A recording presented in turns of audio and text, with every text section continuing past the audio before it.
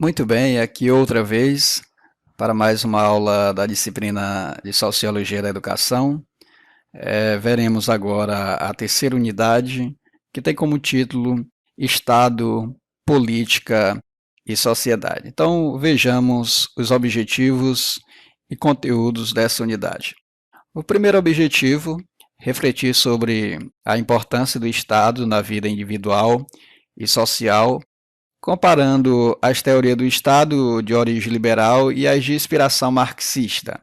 O segundo objetivo, compreender os princípios que fundamentam o Estado neoliberal e suas influências na educação brasileira. São três blocos de conteúdo. O primeiro, Estado, Sociedade Política e Sociedade Civil. O segundo, as teorias do Estado. E no terceiro bloco, veremos o século XX e as mudanças na concepção e nas funções do Estado. E eu começo essa unidade com esta pergunta. Você já parou para pensar como é grande a influência do Estado em nossas vidas? Seja na expedição de documentos pessoais, como registro de nascimento, carteira de identidade, carteira profissional, título de eleitor, passando por arrecadação, né, de impostos, penalidade, sanções diversas e outros serviços oferecidos por empresas estatais, ensino público, por exemplo. Bem, o Estado está sempre vigilante, controlando a vida das pessoas e dos grupos sociais, planejando, legislando, fiscalizando, punindo, traçando políticas diversas, assistindo, educando e mais ainda, interferindo nos rumos da economia. Mas afinal, o que é Estado?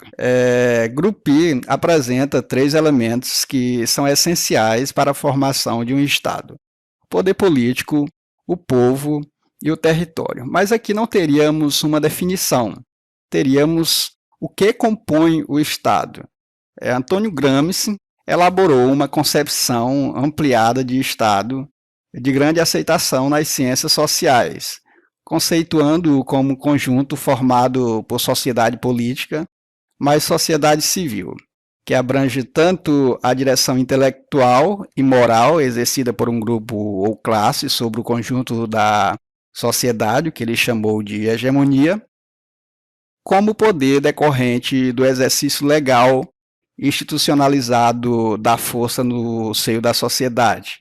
Assim, chamou de coerção. A palavra coerção, você deve estar lembrado, nós já falamos um pouco dela lá na unidade 1, quando falávamos de Durkheim. A concepção de Estado formulada por Gramsci se destaca porque equaciona o papel desempenhado pelo povo na organização do Estado, enfatizando a importância das organizações da sociedade civil, tais como sindicato, empresas, igrejas, partidos políticos, clubes, movimentos populares, associações culturais e outros, né? Mas, em meio a essa definição, no contexto nacional, como se apresenta hoje o Estado no Brasil? Você acha que o Estado brasileiro é intervencionista e controlador? Por quê? Comparando a outros países e considerando-se o contexto concreto de sua história, verifica-se que o Estado brasileiro tem assumido um papel intervencionista e controlador ao mesmo tempo. No decorrer da história, observa-se em diversas ocasiões que o Estado teve presença marcante nos rumos da economia do país. Essa presença muitas vezes não se resultou de um planejamento cuidadoso, mas de circunstâncias diversas que forçaram o governo a intervir crescentemente no sistema econômico.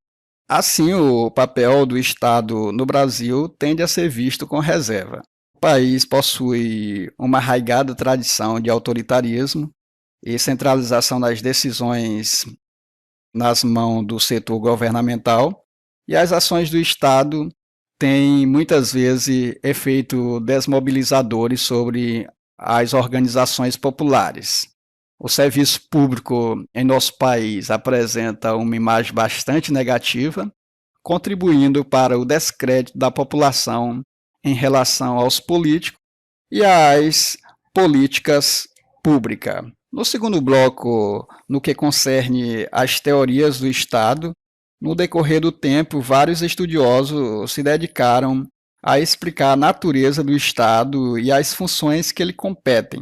Assim foram elaboradas várias teorias. Duas concepções trouxemos aqui, apresentada por Carnot, concepções antagônicas, mas que vêm sendo elaboradas ao longo dos últimos séculos. Então, a primeira concepção, a concepção liberal, que supõe o Estado neutro, não condicionado pelo poder econômico, autônomo em relação à sociedade civil e que expressa a vontade geral. O termo liberal, indiretamente, nos faz lembrar a liberdade. Portanto, pode-se afirmar que o Estado liberal é aquele que preza a liberdade acima de tudo, liberdade individual, de iniciativa, de pensamento, de expressão, de credo, de culto, de associação e, enfim, outros tipos de liberdade. O Estado liberal adotou a teoria da mão invisível, né, surgida a partir da obra de Adam Smith, intitulada A Riqueza das Nações, que partiu dos princípios do trabalho como principal fonte de riqueza e da autorregulação do mercado. A segunda concepção, a concepção marxista, procede à análise do Estado capitalista numa sociedade marcada por desigualdades e conflito que lhes são inerentes, dada a natureza de classe dessa mesma sociedade. Os pensadores marxistas rejeitam a ideia de que o Estado se orienta idealmente para o bem comum, o interesse geral ou justiça igual para todos. Ao contrário, acreditam que ele é sempre o defensor dos interesses de certos grupos ou classes. Daí, muitas vezes, Marx enfatizar o conflito, as lutas de classe. É com a concepção marxista que surge uma visão crítica do Estado e, consequentemente, da democracia, a burguesia e do liberalismo. Chegando no terceiro bloco, o século XX, as mudanças na concepção e nas funções do Estado.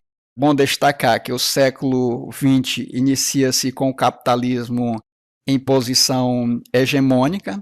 Na Europa, a livre concorrência dá lugar ao capitalismo de monopólio, o que contribui para acentuar ainda mais as desigualdades sociais e a concentração de rendas típica desse modelo econômico. No entanto, fatores como a ascensão de regimes totalitários, como o comunismo, o nazismo e o fascismo, a quebra da Bolsa de Nova York de 1929, seguida da falência, da retração do mercado e desemprego em massa e a violenta depressão econômica instaurada na década de 30, demonstraram a fragilidade do sistema capitalista e a necessidade de promover a recomposição ou sua recomposição antes que a crise abalasse as bases do modelo liberal. Para atenuar os males do capitalismo e impedir o avanço do socialismo, surge o modelo de Estado do bem-estar social, foi gestado na Europa nas primeiras décadas do século XX e teve no economista inglês John Keynes, defensor da intervenção estatal na economia e de uma política de pleno emprego, um de seus teóricos mais destacados. Contrariando os princípios do liberalismo, os teóricos do Estado do bem-estar defendem a intervenção do Estado na economia para garantir a empregabilidade através de uma política financeira de incentivo à empresa privada, de modo a gerar empregos. Porém, a crise dos países capitalistas avançados e do estado do bem-estar cria um terreno fértil para os defensores da volta aos princípios liberais, repensados à luz da nova conjuntura mundial, o chamado neoliberalismo. Para os neoliberais, o livre mercado é a forma mais sólida e eficaz de funcionamento do sistema econômico. O indivíduo desenvolve suas potencialidades através do uso de sua liberdade, e a pobreza individual ocorre devido ao mau uso dessa liberdade. O setor público é considerado extremamente ineficiente e os neoliberais responsabilizam-no pela crise econômica, enquanto que o privado é tido como um modelo de equidade, de qualidade. Daí a tese do Estado mínimo, que diminui seus gastos, liberando o comércio no nível internacional e repassando para o setor privado serviços como fornecimento de energia, habitação, transporte, educação, saúde e outros, que passa a ser regido pela lógica do mercado. Percebemos que o neoliberalismo e a globalização têm caminhados de mão dadas. O caminho escolhido pelo capitalismo para se recuperar de sua mais recente crise foi o da globalização econômica. Para isso, vem adotando a superestrutura ideológica as formas de gestão do neoliberalismo. Por isso aqui trouxemos essa relação neoliberalismo e globalização. A globalização entendida aqui como um processo de aprofundamento da integração econômica, social, cultural, política no final do século XX e início do século XXI. Conforme Brandão, o modelo econômico neoliberal, em linhas gerais, apresenta as seguintes características. O Estado só deve intervir na ordem econômica e social nos casos de defesa contra a agressão externa, administração da justiça, reorganização do mercado e produção de bens públicos, desde que falhem os mecanismos autorregulatórios. Também, a outra característica é que a participação do Estado na economia deve ser mínima. E a terceira característica é que o sistema político e o sistema econômico deve ser institucionalmente autônomo, estabelecendo-se uma distinção nítida entre o público e o privado. O setor público se esquiva de investimentos em políticas públicas, cedendo lugar ao setor privado.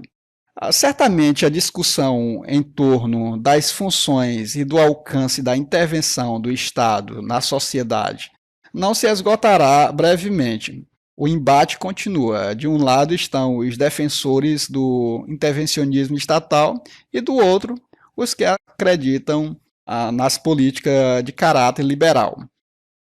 Contudo, a situação de crise a que está submetida a sociedade contemporânea leva ao reconhecimento da necessidade de uma mudança qualitativa do papel do Estado, que deve ser capaz de conciliar liberdade econômica com justiça social e desenvolvimento humano. No que diz respeito especificamente à relação do neoliberalismo e a educação, dentre as principais preocupações dos educadores na atualidade, está aquela relacionada à aplicação das políticas neoliberais no sistema de ensino. Quais os efeitos, quais as implicações dessas políticas para a educação como um todo? Você já pensou nesse assunto? Então não deixe de ler a unidade 3, lá temos mais informação sobre essa relação. Eu quero terminar a aula de hoje com uma frase de Antônio Gramsci, que nos diz o seguinte: todos os homens do mundo, na medida em que se unem entre si em sociedade, trabalham, lutam e melhoram a si mesmos. Bem, muito obrigado, bons estudos e até a próxima aula.